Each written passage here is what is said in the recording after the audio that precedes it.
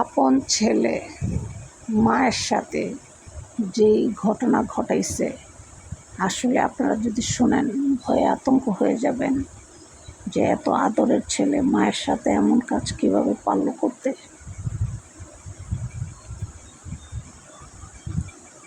অবশ্যই ভিডিওটি দেখবেন, কেউ স্কিপ করে দেখবেন না, তাহলে শিক্ষণীয় কিছু দেখতে পারবেন না।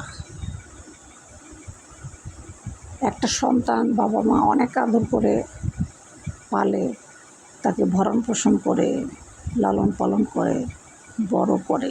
একটা বাবা মা জীবনটা লাগিয়ে দেয় ছেলেকে তৈরি করার জন্য,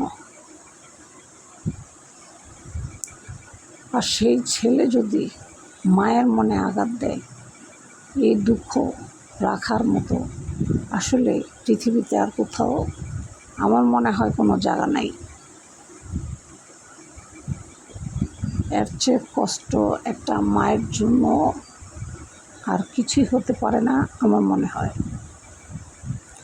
এক মহিলা ইট ভাঙ্গা রাস্তায় ঠাডা মারা রোদের ভিতরে ইট ভাঙ্গা 3টা ছেলে ডাক্তারি পাশ করাইছে। ইট ভাঙ্গা ইট, স্বামী মারা গেছে, ছেলেগুলো তখন ছোট ছোট, তার কোনো মেয়ে নাই, 3টা ছেলে। 3 ছেলেকে ডাক্তারি পাশ করাইছে।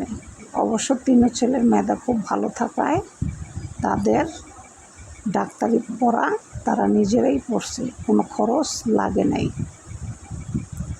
কমপ্লিট হয়ে বের হওয়ার পর 3 ডাক্তার মহিলাই বিয়ে করছে।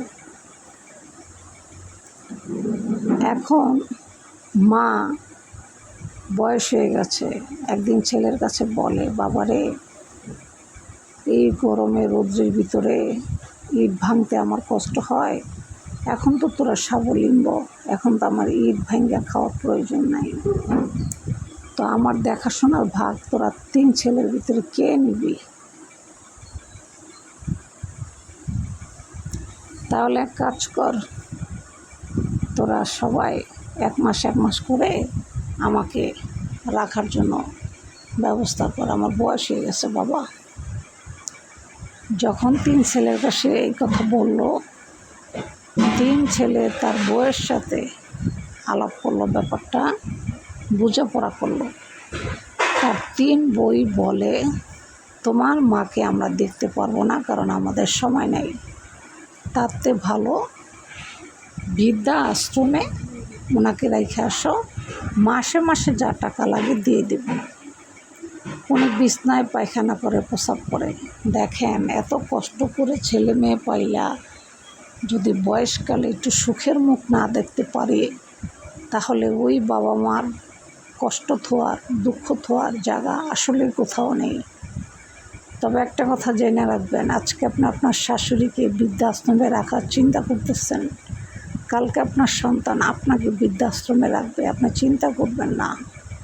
সময়ের পরিবর্তনে আপনাকে অবশ্যই বুঝাই দিবে, সেটা আপনার সন্তান বুঝাবে, সন্তান দেখাবে আল্লাহ নজিরা।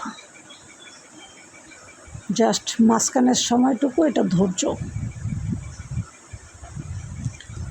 আজকে শাশুড়িকে বৃদ্ধাশ্রমে পাঠাচ্ছেন, রোদ্রে ইট ভাঙ্গা ডাক্তারি পড়াইছে, আর আপনি খুব আদরে লালন পালন করবেন আপনার সন্তানকে, এটা সত্য।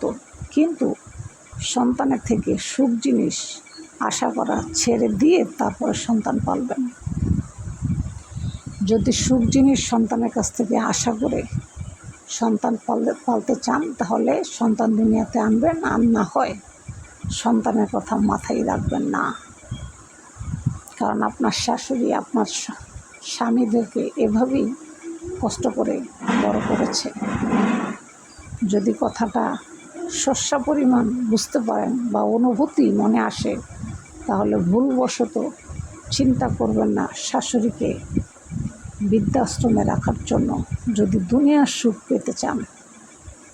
ভিডিওটি ভালো লাগলে অবশ্যই মন্নির চ্যানেলকে লাইক সাবস্ক্রাইব করে মন্নির চ্যানেলের সাথে থাকবেন।